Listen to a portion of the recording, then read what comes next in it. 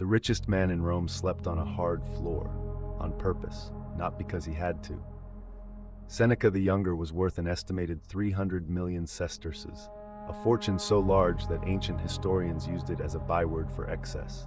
He owned estates, he owned vineyards. He was, by any measure available in the first century, one of the wealthiest men alive. And several times a year he would deliberately put on the roughest clothing he owned, eat the cheapest food he could find, sleep on the ground, and ask himself one question: is this the condition that I feared? That question is the entire practice. It has a name now, voluntary hardship, and it is probably the single least popular idea the Stoics ever produced. Nobody shares it, nobody puts it on a poster. Because unlike most of what gets sold as Stoicism, this one asks you to actually be uncomfortable, on purpose, for no immediate reward. Here is why they did it. Here is why the criticism of Seneca doing it while rich is the most interesting part of the whole thing. And here is what it actually does to a person, which is not what most people assume. This is not about becoming tougher for its own sake. It is not a productivity technique. It is about a very specific fear, the fear of losing what you have, and a very specific method for finding out whether that fear was ever proportionate to the thing itself. Most of us have never tested it. We have arranged our lives so the test never comes. And because it never comes, we have no idea what we are actually capable of tolerating. We only have the estimate. And the estimate for almost everyone is badly wrong in the same direction. Start with an honest description of the environment you live in. Your home is held within a few degrees of the same temperature all year. Food arrives without effort, in quantities the ancient world would have considered a permanent festival. You are never bored, never truly hungry, never cold for longer than the walk between a building and a car. Every discomfort has a product attached to it, and every product is one tap away. None of this is bad. Let us be clear about that early, because the version of this argument that romanticizes suffering is both stupid and dishonest. Anesthesia is good, heating is good. Nobody serious is arguing for a return to dysentery. The problem is not comfort. The problem is that comfort has quietly changed category. Things that were rare a century ago are now baseline. Not luxuries you enjoy, but conditions you require. The temperature has to be right or you cannot sleep. The phone has to be there or the queue is unbearable. The meal has to arrive within the hour. Each of these was, within living memory, a privilege. Now their absence registers as a problem. That drift has a name in the psychological literature. Hedonic adaptation. You get something better, you enjoy it briefly, and then it becomes the new floor. The pleasure fades, the floor does not. And every time the floor rises, the range of conditions in which you are capable of being fine gets narrower. Which means the real cost of a very comfortable life is not softness. It is a shrinking tolerance, a smaller and smaller window of circumstances in which you can function without distress. And here's the part that should bother you. The Stoics did not have your heating or your fridge, and they were still worried about this exact process. They watched wealthy Romans become unable to tolerate the ordinary. They wrote about men who had everything and could not sit still. Whatever this is, it is not new. It just got much easier to fall into. There is a second effect worth naming, because it is the one people feel without being able to describe. When nothing in your day is difficult, difficulty stops being a category you have any practice in. The muscle is not being used, so it quietly disappears, and the loss is invisible until something arrives that requires it. Nobody notices the range narrowing. They only notice, eventually, that ordinary setbacks now land much harder than they used to, and they usually conclude that the world has become more stressful, rather than that they have become more reactive to it. The clearest statement of the practice comes in the 18th of Seneca's letters to Lucilius. Rome was in the middle of the Saturnalia, a festival of feasting and gift-giving and general excess. The whole city was indulging. Seneca uses the moment to make an argument that must have sounded absurd at the time. He tells Lucilius to set aside a number of days on which he will be content with the scantiest and cheapest fare, with coarse and rough dress. And then, during those days, to ask himself the question, is this the condition that I feared? Read that carefully, because the wording is doing something precise. He does not say the poverty is good. He does not say you will enjoy it. He says you are afraid of something, and the fear is operating on you from a distance, unexamined. Go and look at the thing directly. Then decide how afraid to be. He goes further in the same letter. He says it is precisely in times of security that the soul should prepare itself for hard times. While fortune is kind, that is when you fortify yourself against her violence. The soldier practices maneuvers in peacetime, digging earthworks against no enemy at all, so that he is capable when a real one arrives. That is the whole logic. You do not wait for the disaster to find out what you can survive. You find out first, cheaply, on your own schedule, while everything is fine and the stakes are zero. And there is a second effect he points to, which is easier to miss. He says a man who has done this will discover that he can be content with very little. Not that he must live with very little, but that the option exists. The floor is lower than he thought. That changes what a person is willing to tolerate elsewhere in their life. It is very hard to threaten someone who has already visited the bottom and found it survivable. This idea runs through the letters, not just the 18th. Early on, he tells Lucilius that it is not the man who has too little who is poor, but the man who craves more. Later, he puts it the other way round, that the person who needs riches least is the one who enjoys them most. That second line is the one worth keeping. This is not a practice for people who want to feel holy about going without. It is a practice for people who want to be able to enjoy what they have without the enjoyment being poisoned by the fear of losing it. Those are not the same motivation, and they produce very different behavior. Now, the objection that has followed this practice for 2,000 years, and the reason most videos on this topic quietly skip it. Seneca was fabulously rich while writing all of this. Not comfortable, not well off. One of the richest private citizens in the Roman Empire, with an income partly from lending money at interest, some of it in Britain, on terms that people at the time considered predatory. He wrote about the vanity of wealth from inside a very large pile of it. His contemporaries noticed. A man named Musonius Rufus attacked him publicly and directly, asking by what philosophy Seneca had acquired 300 million sesterces in 4 years of imperial friendship. The accusation was not subtle, and it was not private. It stuck to his name then, and it still does. Seneca answered it in an essay called On the Happy Life, and his answer is more honest than people expect. He does not claim to be a sage. He says explicitly that he is not a wise man, and adds that he will never be one.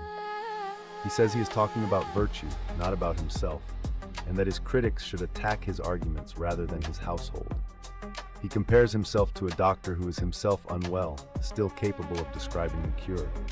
And on the wealth specifically, he makes a distinction that is easy to miss and is the actual point. He does not say money is evil. He says the wise man does not love riches, but he does prefer them. Wealth is permitted to arrive. What is not permitted is needing it. In his words, the wise man's riches are in his house, not in his soul. You can decide for yourself whether that is a real distinction or an elegant excuse. Serious people have landed on both sides for 2 millennia. But notice something. If Seneca had been poor, the practice would prove nothing. A man with no money sleeping on the floor is just a man with no money. The exercise only has meaning for someone who has something to lose, deliberately going without it, to see what remains. The wealth is not the flaw in the argument. It is the condition that makes the argument testable, which does not make him a saint. It makes him a rich man running an experiment on himself and reporting the result honestly. If Seneca is the theorist of voluntary hardship, Musonius Rufus is the trainer. Musonius taught in Rome in the same century, and he was Epictetus's teacher, which places him upstream of a great deal of what we now call Stoicism. He was exiled twice. On one of those exiles, he was sent to a barren island, and reportedly went on teaching there, with students following him to it. His lecture on training is the most physical thing in the Stoic corpus. He argues that philosophy cannot be only a matter of understanding. Since a human being is both soul and body, training has to address both, and the body's training is the part most people skip. So he prescribes habituation. Getting used to cold, to heat, to thirst, to plain food, to hard beds, to going without the things you like.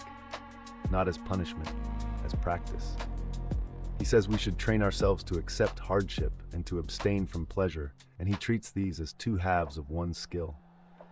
His reasoning is blunt. Someone who has never practiced enduring anything will, when hardship arrives, discover they have no capacity for it, because capacity is built and they never built any. He points out that we accept this logic instantly for athletes and soldiers, and then act surprised when it applies to character. There is a harder edge to it too.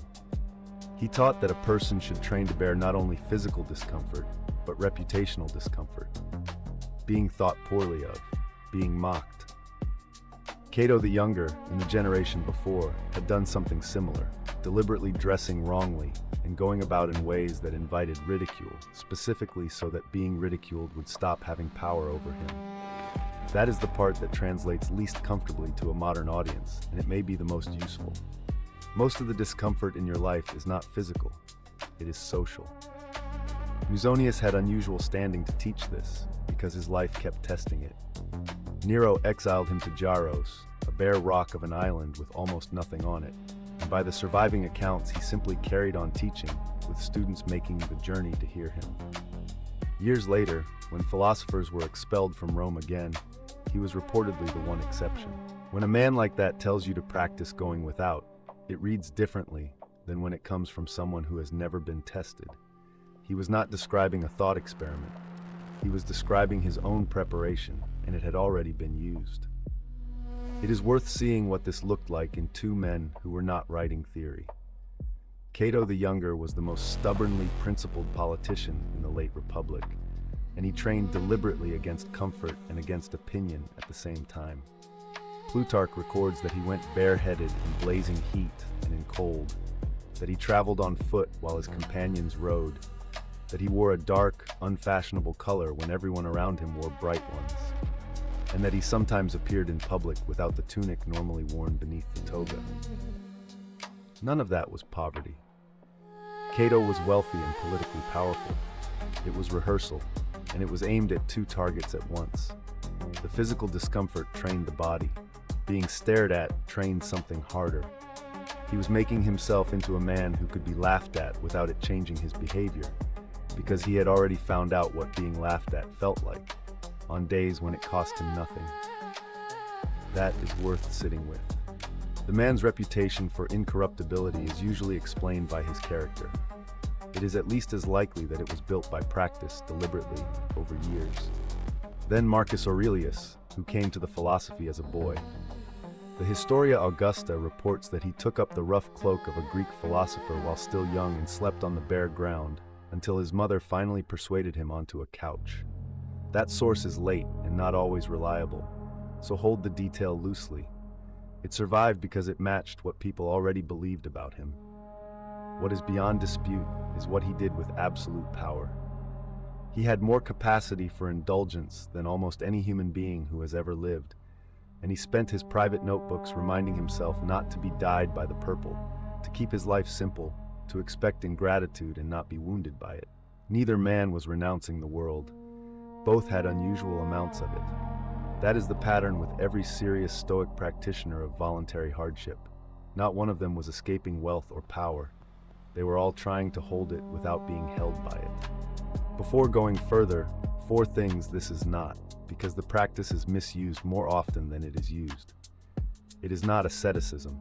The Stoics were not cynics. Diogenes lived in a jar and made a career of rejecting everything, and the Stoics admired his nerve while declining his lifestyle. Their position was that comfort is fine to have and dangerous to need. You are not renouncing anything permanently. You are checking whether you could. It is not self-punishment. If you're doing this because you feel you deserve to suffer, you are not practicing Stoicism. You are practicing something else with Stoic vocabulary attached. The exercise is diagnostic. It ends, you go back to your normal life, and you take the information with you. It is not a productivity technique. This is where most of the modern version goes wrong. Cold exposure and fasting and hard beds have been absorbed into optimization culture, where they are sold as ways to become more efficient, more focused, more of a machine. That inverts the point entirely. The Stoics were not trying to extract more output from themselves. They were trying to become harder to frighten, and it is not a competition. The moment the practice becomes something you tell people about, something you post, something you use to feel superior to softer people, it has stopped working. Seneca's question is asked silently to yourself, and the answer is nobody's business. There is a useful test here. If the practice makes you more tolerant of other people's comfort, it is working. If it makes you contemptuous of it, you have turned a tool for reducing fear into a source of pride, which is the exact failure mode the Stoics wrote about most often. So what actually happens when a person does this? The mechanism is worth understanding because it explains why the effect is durable rather than momentary. Fear of loss operates almost entirely on imagination. You are not afraid of poverty.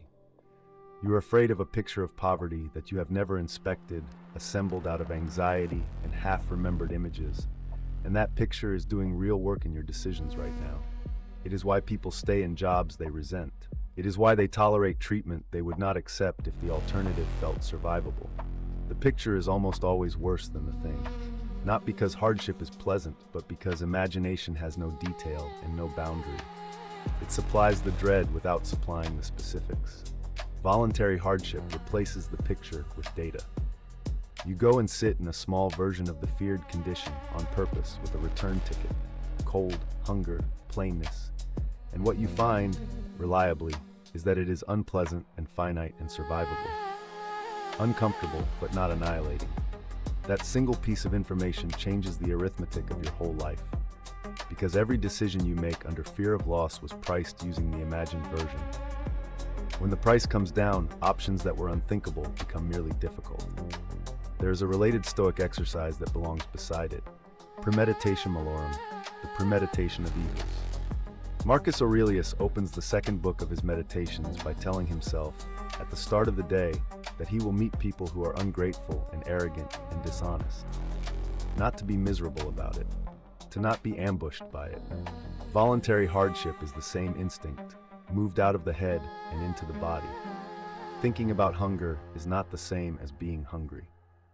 The Stoics understood that a rehearsal only counts if it costs something. There is an obvious objection here, and it deserves a straight answer rather than a dodge. This is not real hardship. You can stop whenever you want. The person sleeping on their own floor for one night knows the bed is upstairs, and the person eating plainly for 3 days knows the fridge is full. Actual poverty has no exit, and pretending otherwise is insulting to people living in it. All of that is correct, and none of it damages the practice, because the practice was never a simulation of poverty. It is a rehearsal. A soldier digging earthworks in peacetime is not at war either, and Seneca picked that comparison deliberately. Nobody claims the drill is the battle. The drill exists so that the body has done the motion once before the day it matters. What you are after is not the suffering. It is one specific piece of information, obtained cheaply, about where your floor actually sits. The exit does not corrupt the data. It is what makes collecting the data affordable. And there is a second dividend nobody advertises. When you return to normal conditions, the ordinary things come back into focus. A warm room becomes noticeable again. This is hedonic adaptation running in reverse, briefly, and it is the only reliable way anyone has found to reset it. If this is landing, subscribe. This channel is working through the Stoic ideas properly, one at a time without turning them into slogans. And if you want to practice this rather than only understand it, Becoming Stoic is a free app built for exactly that. 2,000 years later, the pattern the Stoics described keeps showing up in places they could not have anticipated. The clearest is hedonic adaptation, which psychologists have studied since the early 1970s under the name the hedonic treadmill. The finding is consistent and slightly grim. Large improvements in circumstance produce smaller and shorter increases in well-being than anyone expects, because expectations rise to meet the new conditions. The gain is real, it just does not stay, which is the exact mechanism Seneca was describing without the vocabulary. Raise the floor, and the floor becomes invisible. You do not end up happier, you end up with more to lose. The writer Michael Easter gave the modern version a name in his book The Comfort Crisis, arguing that we have engineered discomfort so thoroughly out of daily life that we have lost things that came bundled with it. He is describing in contemporary terms the same drift the Stoics watched among wealthy Romans. You can see the shape of it in how people voluntarily reintroduce difficulty, endurance events that serve no practical purpose, cold water, fasting, long walks with weight, deliberately hard things chosen by people whose lives contain no necessary hardship at all. The instinct is real, even where the philosophy attached to it is thin. Be careful about how much weight you put on any of this. Well-being research is contested, effect sizes get overstated, and a video like this one should not be the place you get health advice about fasting or cold exposure. If you have a medical condition, none of this is aimed at you. But the core observation does not require a study. You already know that the things you own stopped registering shortly after you got them. You already know that the last significant upgrade in your life is now simply the way things are. That is the treadmill. You can feel it working without anyone measuring it. So, concretely, what does this look like for someone who is not a Roman senator? Start with Seneca's actual instruction, because it is more moderate than its reputation. A few days, not a lifestyle. Plain food, rough clothing, a hard bed, and the question asked honestly at the end. Pick one dimension, not all of them. The failure mode for beginners is doing a dramatic version once, hating it, and never returning. One variable, small, repeatable. Food is the easiest place to start, and the least interesting. Eat plainly for a few days. Not a fast, not a cleanse, just the cheapest simple food you can stand, for long enough that it stops being novel. Notice how quickly the mind starts negotiating. Temperature is the most immediate. Cold water at the end of a shower. A colder room at night. Nothing extreme and nothing performative. The goal is not to build cold tolerance. The goal is to notice that the discomfort arrives, peaks, and passes, all on its own, without you doing anything about it. Sleep is the one closest to Seneca's own example. A night on the floor is not a health intervention. It is a demonstration. The bed you were attached to is a preference, not a requirement, and you can prove that in one night. Then the one that actually matters, and the one almost nobody does. Social discomfort. Go somewhere without your phone. Be bored in public. Say the unpopular thing in a meeting. Wear the wrong thing on purpose, the way Cato did, and sit with being perceived. This is where the fear lives for most modern people, and it is the dimension with no equipment to buy and no way to make it look impressive. Whatever you pick, the practice is not complete until you ask the question. Seneca's question, in his words, is this the condition that I feared? Answer it honestly. Sometimes the answer is that it was worse than you thought, and that is useful information too. Usually the answer is that it was smaller, duller, and more survivable than the version in your head. Then stop. Go back to your normal life. Keep the information. One practical note on frequency.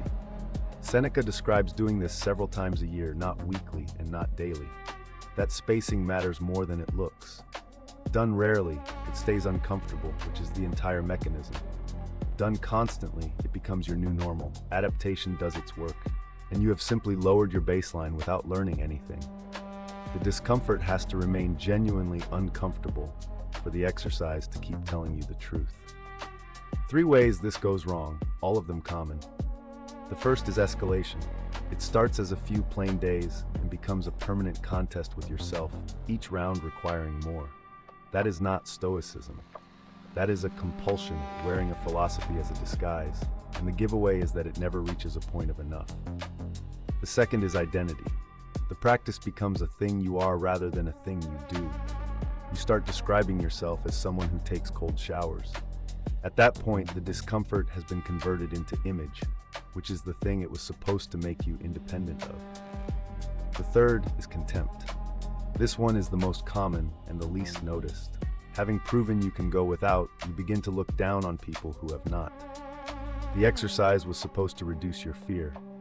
Instead, it has produced a new way to feel superior, which the Stoics would have recognized instantly as the same disease in a different costume.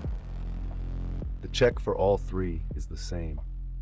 Voluntary hardship is supposed to make you calmer, not harder.